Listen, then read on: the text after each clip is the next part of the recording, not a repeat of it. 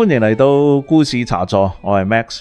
你有冇試過喺深夜嘅時候聽到一啲解釋唔到嘅聲音？同大家講一個發生喺深水埗舊唐樓嘅故仔，關於一個後生仔、一座鋼琴同埋一個被世界遺忘咗嘅人。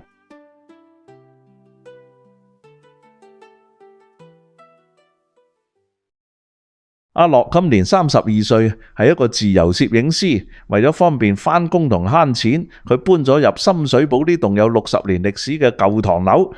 冇電梯，要行樓梯上3樓，但係租金平，月租3500。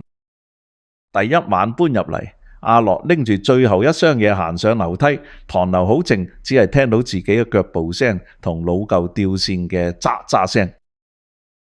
凌晨2點半。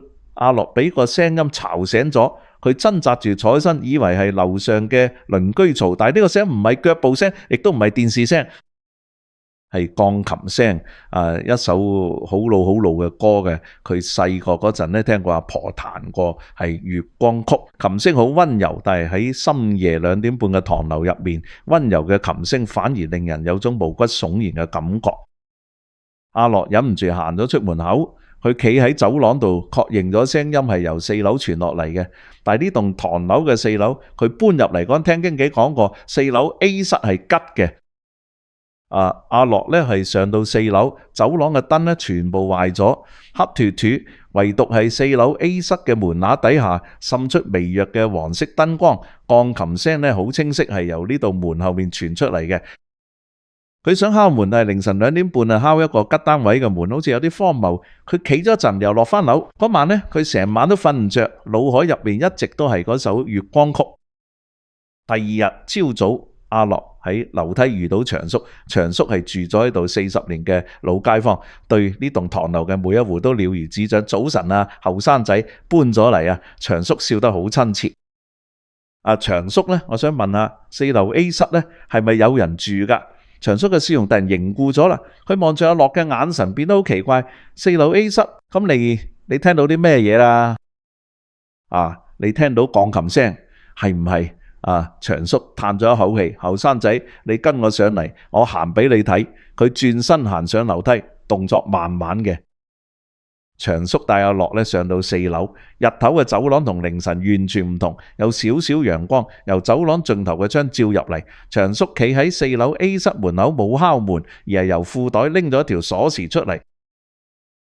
我幫佢守住呢道門，守咗30年。長叔打開咗門，入邊黑羅羅入嚟啦。我介紹一個人俾你識。單位入邊好暗，窗簾全部拉埋，但係阿樂好快就見到咗一座直立式鋼琴放喺客廳中央，琴前面坐住一個女人，頭髮花白，眯住門口。霞女呢？長叔把聲好溫柔，有朋友嚟探你啊！女人慢慢轉過身呢，佢望住阿樂呢，眼神入邊呢冇恐懼，冇敵意，只有一種單純嘅好奇啊，好似一個小朋友第一次見到陌生人咁。你好。佢嘅聲音好細，好似好耐冇講過嘢。佢叫霞女呢，長叔壓低聲音。細個嗰陣發高燒，燒壞咗個腦，智商停留喺6、7歲。佢阿媽即係我以前嘅鄰居，照顧咗佢成世。霞女3歲嗰年發高燒，之後呢就變成咁。佢阿媽驚佢俾人歧視俾人送去院舍，決定將佢收埋喺屋企，突頭鎖住門啦。夜晚呢就先俾霞女彈琴啦，因為夜晚冇人會聽到嘅。5年前佢阿媽過咗身，長叔嘅聲音有啲沙。臨終之前佢拉住我隻手，叫我應承佢照顧霞女，唔好俾人帶走佢。呢5年我日日買餸上嚟俾佢，佢唔識煮飯我就買飯盒，佢唔識出街我就幫佢買日用品。長叔望住霞女嘅背影，佢阿媽喺生嘅時候教咗佢彈琴，彈琴係霞女唯一同呢個世界溝通嘅方法。霞女開始彈琴嘅月光曲呢，同凌晨阿樂呢聽到嘅一模一樣。佢嘅手指咧喺琴鍵上移動呢，每一個音符都好準確啦。佢嘅面上冇咗平時嘅迷惘取而代之嘅係一種深深嘅投入。阿樂係攝影師，佢忍唔住舉起相機，咔嚓，霞女冇理佢，繼續彈琴。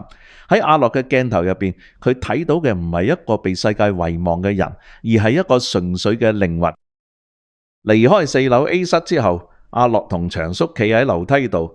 長叔，我唔知道可以點樣幫到你，但係我係攝影師，我可以幫霞姨影一輯相，然後幫長叔嘅眼神突然變得警覺啦。後生仔，我應承咗佢阿媽唔會俾任何人帶走霞女，你唔好諗住叫社工或者記者，唔係我唔係呢個意思，我係想影低佢彈琴嘅樣，唔係要俾全世界睇，只係想記錄低。你話佢唯一嘅語言就係鋼琴啦吓。咁樣至少有人知道世界上曾經有一個咁樣嘅人存在過。之後嘅日子，阿樂每日都會上4樓，佢唔只係影相，佢會同霞姨傾偈。雖然咧霞姨嘅回應只係幾個單字，但係有時霞姨會彈一首新嘅歌俾佢聽，然後望住佢，等緊佢嘅反應。阿樂望住電腦熒幕上面嘅相，霞女喺昏暗嘅燈光之下彈琴，佢嘅手指喺琴鍵上，佢嘅側面輪廓，佢諗咗好耐，然後打開咗一個新嘅檔案。長叔，我有一個諗法，阿樂同長叔企喺天台上面，我想幫霞姨搞個雙展，唔係要佢出嚟見人，只係展出佢嘅相同佢嘅音樂，所有嘢都唔會披露佢嘅身份同地址。咁長叔呢望住張相好耐冇講嘢。最後呢，佢微微點頭，或者呢，你係啱嘅。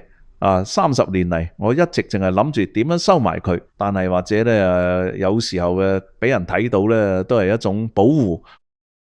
1個月之後呢，阿樂呢就喺深水埗一間細小嘅咖啡店搞咗個小型雙展。主題呢係被遺忘嘅旋律。冇提到霞姨嘅名，冇提到地址。只係展出咗佢嘅相同佢嘅音樂。有一個女人企喺霞姨彈琴嘅相前面，望咗好耐，佢嘅眼淚慢慢流出嚟。我細個嗰陣都係學琴嘅，佢細聲話呢個女人彈琴嘅時候，好似成個世界都停咗落嚟。雙展之後，有人捐咗錢，錢唔多，但係夠長叔同霞姨用幾個月。阿樂將信封放喺霞姨嘅手上面，佢唔係好明，但係握住咗信封，好似握住一份禮物咁。霞姨望住信封唔係好明，但係佢抬頭望住阿樂，望住佢嘅笑容，然後佢第一次主動咁伸出佢嘅手，輕輕掂咗下阿樂嘅手背，然後佢轉個身呢，又開始彈琴。今次佢彈嘅係一首阿樂未聽過嘅歌。後生仔呢，長叔企喺門口，把聲震震地，多謝你我真係唔知道可以點樣多謝你，唔使多謝長叔。阿樂微笑，我只係幫佢俾人睇到。幾日之後，阿樂同長叔帶咗霞姨上天台，30年嚟第一次。霞姨企喺天台上面，望住天空，望住下面嘅街道。佢冇講嘢，但係佢嘅手輕輕咁拉住咗長叔嘅衫袖，好似一個細路女拉住大人咁啦。係夜晚2點半啦，深水埗唐樓又傳出鋼琴聲，但係今次阿樂冇被吵醒，佢瞓得好安穩，因為佢知道嗰個琴聲唔係乜嘢靈異事件，而係一個終於俾世界睇到嘅人，用佢唯一識嘅語言講緊佢嘅故事。霞姨嘅一生幾乎全部都係喺呢個單位入面度過，佢嘅世界好細，但係佢嘅音樂好大。有時呢，我哋會忽略咗身邊最安靜嘅人啦，但係佢哋呢，可能都有屬於自己嘅語言、自己嘅故事。各位老友記，你有冇試過喺你住嗰區嘅某個角落有一個你從來冇留意過嘅人？你知唔知道佢哋嘅故事？你覺得長叔同阿樂嘅做法係啱定係錯？請喺留言區話俾我哋知嘅。我係 Max，多謝你收聽今晚嘅故事，祝你哋身體健康。我哋下個故仔再見。